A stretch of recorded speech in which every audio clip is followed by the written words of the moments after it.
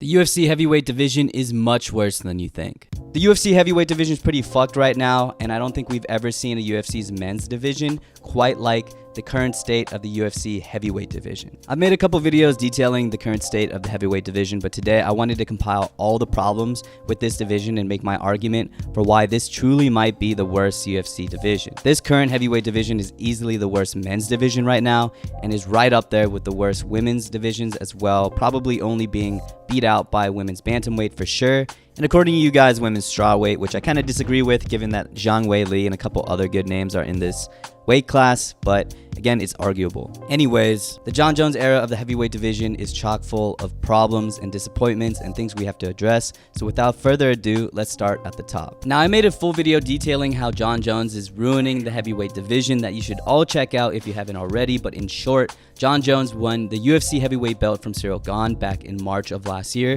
making it over a year since he last fought. Jon Jones was then planned to fight Stipe Miocic later that November before tearing his pectoral and having to be sidelined for at least 6 months, which led to young contenders Tom Aspinall and Sergey Pavlovich to duke it out for the interim belt on that very card. Though despite the young contender Tom Aspinall with the interim belt, Jon Jones from then on now vehemently refuses to fight Tom Aspinall and continues to push for a fight with Stipe Miocic, who, fun fact, hasn't won a fight in close to 4 years and simply hasn't fought a fight in over 3. This was also a cool fact, but the last time Stipe won a fight, all these fighters who have gone on to have all-star careers of their own hadn't made their UFC debut yet. Also, another fun fact, Stipe Miocic is 41 years old. With Jon Jones' sideline injury and Dana basically confirming that Stipe is next in last week's Fight Night interview, it's very likely that we won't be seeing Jon Jones fight Tom Aspinall for another 8+ months after Jon finally recovers and takes care of Stipe. And this was recorded before Jon Jones made this tweet, so we're probably not going to see him versus Tom Aspinall for another year.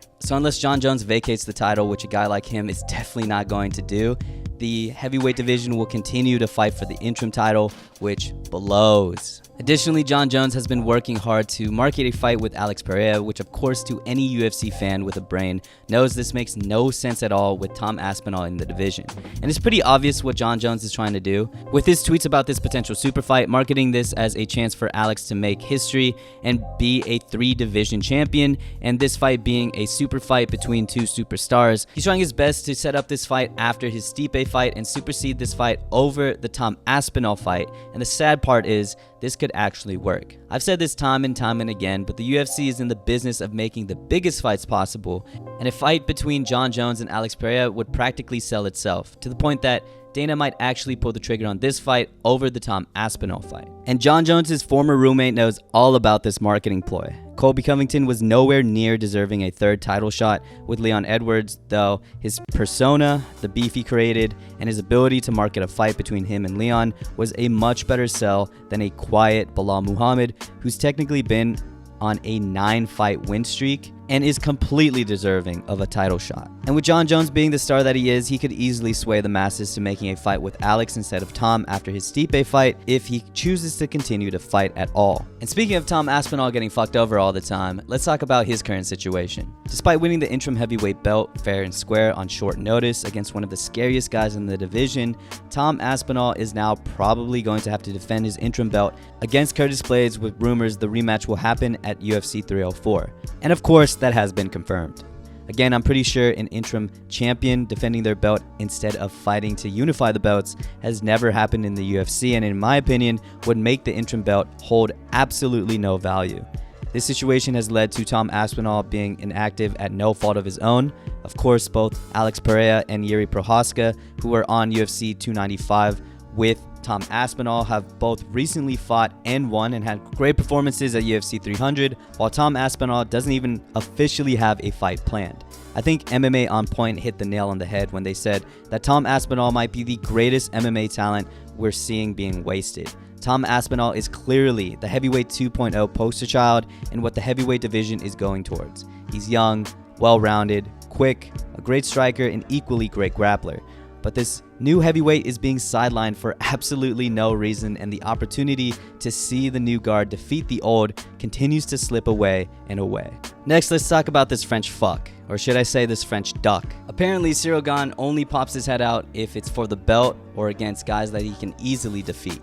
This potential fight with Tom Aspinall and Curtis Blaydes was originally supposed to be between Tom and Cyril, but Cyril declined for filming commitments, though this isn't the first time Cyril declined a potential fight with Tom. It's ironic because back in September when Cyril was the #1 contender, he refused to take a fight with Tom Aspinall, saying it didn't make sense for him to fight the #4 ranked guy and all he wanted was to, quote, go back to the belt. And apparently, according to Tom, he has also declined a fight with him multiple times on other occasions. Tom has additionally claimed Cyril Gane refused to take the fight with Sergey Pavlovich, and this is why Tom Aspinall and Sergey Pavlovich was made for the interim belt.